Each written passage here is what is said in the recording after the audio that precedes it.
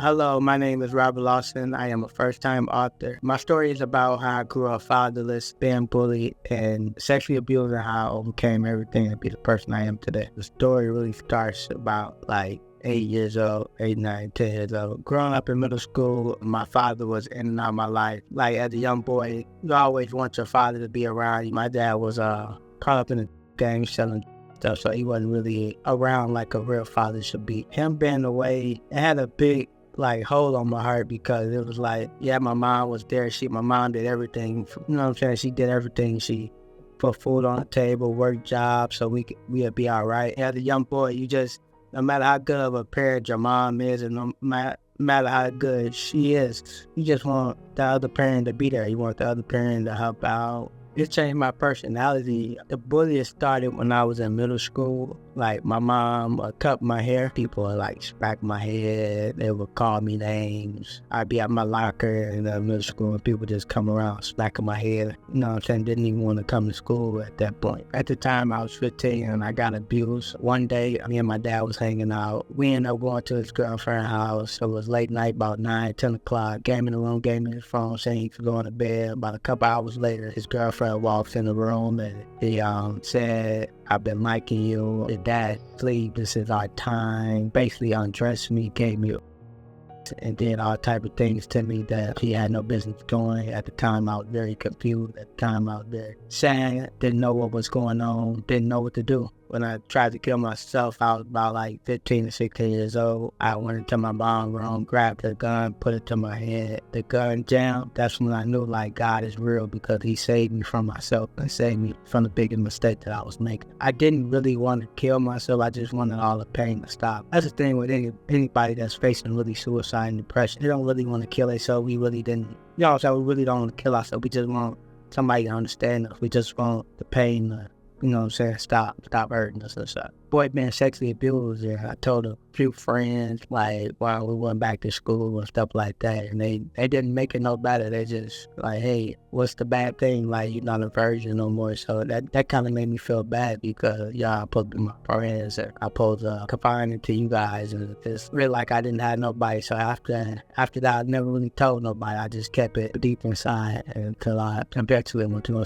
see a therapist. It just made me feel bad, because if I was the abuser, people believe it. You know what I'm saying? People, yeah. If it's the other way around, it's who are we, man? It's we can't open up. We can't be hurt. We can't be abused. It's kind of made me feel like I was a nobody. Who was the real me if I can't tell the truth, you know? I was also facing a heartbreak around 18, 20 years old. The one person I thought I needed, the one person I thought I wanted to be with, the one person I thought I couldn't live without. She was cheating. She was doing all type of things, manipulating me. One day she was getting dressed. She said she's going to go somewhere with a gay best friend or something. It was the best friend I never knew she had and stuff like that. That same night I was telling my cousin, what you think? Can I get your input on it? And he was telling me I'm overreacting. When you really like a person, and you know what I'm saying, really care for a person, you know when a person is moving weird towards you, or know when a person is not acting their true self. And that's what I got out the situation. See, it just lie, and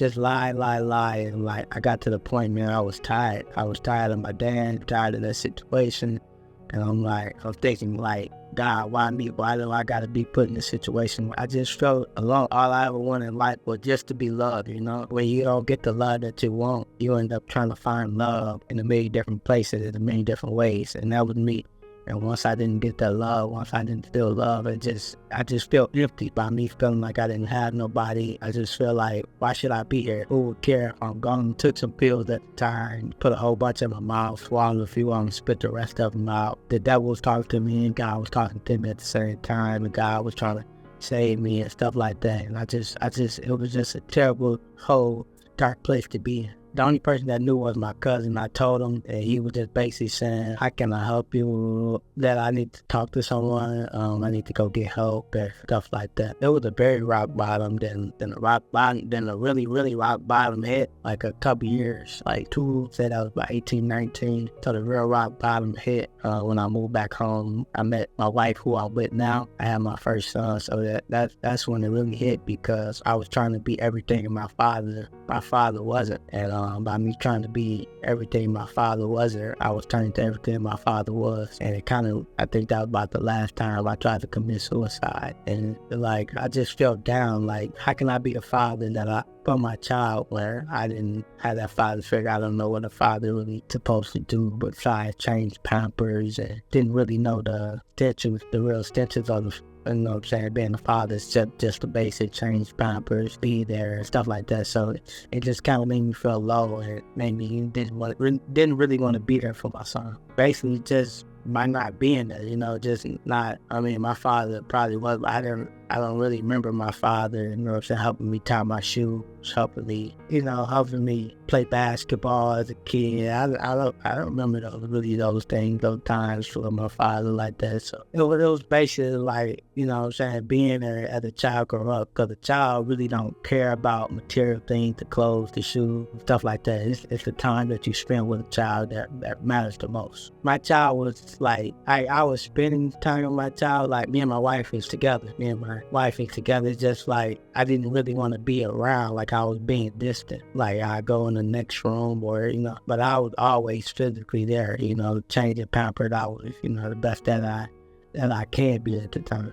I just wasn't really emotionally there. Figured like I didn't deserve to really be loved, you know. My self-esteem went down. It went down all the way down. I was just being with girls, being used by girls, or thought I really needed to be in a relationship to be loved. Just being in a relationship when I thought I needed to be loved, when I just needed to, you know what I'm saying, heal and love myself. I was just being in a relationship because I thought that was the right thing to do, how to try to get over that sexually abused. I went to therapy when I was 22 years old, started going to therapy, having therapy sessions. We'd go, the first time my mom, actually, thanks to my mom, she actually reached out. She the one that set it all up, set up the first therapy session, and it was just basically finally feel good to be heard, you know, finally feel good to let it all out, and having someone to like understand you, have someone to understand your background, and like they actually like just having, you know, you got some therapy just, you know what I'm saying, they just get paid, you know what I'm saying, I'm saying the truth, like some therapy just tell you anything. It just felt like this therapy was different, like, you know what I'm saying?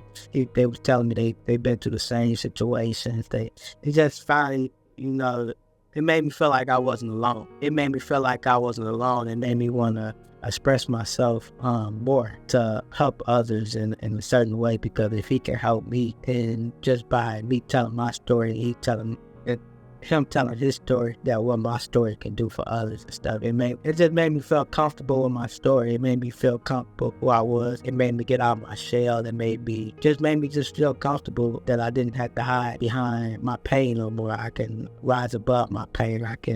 Pain is only a stepping stone, and that's what it did for me. It opened my eyes, because the therapist was basically telling me, like, as much as we want a relationship with a person, it's always best to just leave that relationship alone, you know, as much as it just made me feel like we're comfortable, like I didn't have to keep forcing a relationship with someone that just really want a relationship with me, or I could put it like, just keep forcing something that when you're really not the problem, you know. And it just made me feel okay with not getting the closure that I really needed, or not getting the answer that I really needed. It just made me feel okay. Like sometimes it's okay to walk away without getting closure, and it's okay to move on or heal without getting the actually closure that you need, because sometimes the best closure that you can get is actually walking away. At first, I kept it all to myself, because, you know what I'm saying, like you said, as a man, we just got tough.